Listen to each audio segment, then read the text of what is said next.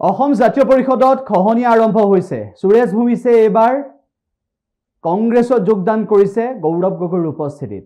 উল্লেখ্য যে যেটো সময়ত অসম জাতীয় পৰিষদে সাংগঠনিক ভেটি শক্তিশালী কৰিবলৈ জোৰ দিছে, সেই সময়তে অসম জাতীয় পৰিষদৰ নেতাই কংগ্ৰেছত যোগদান কৰা ঘটনা, কংগ্ৰেছত যোগদান কৰাৰ দৃশ্য দেখিবলৈ পোৱা গৈছে। নিৰ্বাচন সমাগত আৰু আজিয়ে যোগদান কাৰ্যসূচী প্ৰমাণ কৰে যে বটা কোনফালে আছে। মানুহে যদি আজি বৰ্তমান চৰকাৰৰ লগত সন্তুষ্ট হৈ থাকিলেহেঁতেন, ডুমডুমা সমষ্টি নতুনকৈ দায়িত্ব পোৱা মন্ত্ৰীৰ কামৰ লগত সন্তুষ্ট হৈ থাকিলেহেঁতেন, তেতিয়া আজি আমাক এনেদৰে যোগদান নকৰিলেহেঁতেন। যিহেতু চৰকাৰে আজি বাগানৰ শ্ৰমিকসকলক ঠগিছে, তেওঁলোকৰ 361 ৰুপিজ দিয়া কথা আছে, সেইখিনি নকৰিলে। ইয়াত বীৰ ৰাঘৱ মৰাণ কলেজৰ ঘোষণা কৰিছিল, কিন্তু তাৰ ওপৰত একো কাম নকৰিলে। মাটি পট্টাৰ ক্ষেত্ৰত আজি অন্যায় কৰিছে, দুখীয়া মানুহক মাটি পট্টা দিয়া নাই। আজি বিজেপি নেতাসকলে আজি নিজৰ ভাই ককাইক বা পৰিবাৰৰ নামত মাটি সংৰক্ষ কৰিছে। এই ধৰণৰ কামবোৰ চাই আজি মানুহে বিজেপিৰ পৰা আঁতৰি কংগ্ৰেছ দলটোক যোগদান কৰিছে। আৰু বিশেষকৈ উমৰাংচাৱে দুৰ্ঘটনালৈ মানুহে গম পাই গৈছে যে বিজেপিয়ে ইমান দিন অবৈধ কয়লা খনন যে চলি আছে চব গম পায়, কিন্তু লুকাই ৰাখিছে।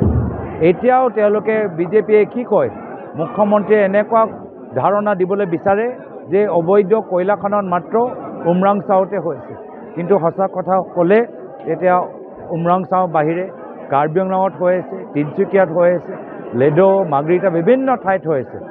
স্থিতিত অপক্ষে মনে বিচাৰিলে ভাৰতীয় জাতীয় কংগ্ৰেছ দলত অংশগ্ৰহণ কৰি এই দলটোক শক্তিশালী কৰি পিনে শাসনাধিষ্ঠ বিজেপি চৰকাৰখনে যি ধৰণৰ জনগণক অতিমাত্ৰা মূল্য বৃদ্ধিৰ পৰা আদি কৰি ঋণৰ আদি কৰি এই কংগ্ৰেছ চৰকাৰখনে যি ৭০টা বছৰত দেশৰ সম্পত্তি গঢ়ি থৈছিল, সেই সম্পত্তিক এই শাসনাধিষ্ঠ চৰকাৰ মাত্ৰ ১২-১৫টা বছৰত কংগ্ৰেছে গঢ়ি থোৱা সম্পত্তিবিলাক, ৰাজহুৱা অনুষ্ঠানবিলাক তেখেতসকলে আদানীৰ হাতত গতাই দি পিনে জনগণক শোষণ কৰাৰ এক পথ প্ৰস্তুত কৰি দিছে এইখন চৰকাৰ। গতিকে আমি সেইকাৰণে এই শাসনাধিষ্ঠ চৰকাৰখনৰ যিটো অগণতান্ত্ৰিক কাম, জনগণৰ ওপৰত যিটো অন্যায়ভাৱে তেখেতসকলক শোষণ কৰিছে আৰু চৰকাৰী সম্পদবিলাক ব্যক্তিগতকৰণ কৰি শেষ কৰি দিয়াৰ বিৰুদ্ধে আমি কংগ্ৰেছ দল হৈ অনাগত দিনত দলটো শক্তিশালী কৰি আমাৰ গৌৰৱ গগৈ ডাঙৰীয়াৰ নেতৃত্বত সমগ্ৰ অসমতেই আমি যাতে শক্তিশালী ৰূপত এই দলটোক প্ৰতিষ্ঠা কৰিব পাৰোঁ আৰু আহিবলগীয়া ২৬ চনত এই শাসনাধিষ্ঠ চৰকাৰখনক যাতে অসমৰ পৰা গাদীচ্যুত কৰিব পাৰোঁ, তাৰ কাৰণে আমি এককভাৱে কাম কৰাৰ চেষ্টা কৰিছোঁ।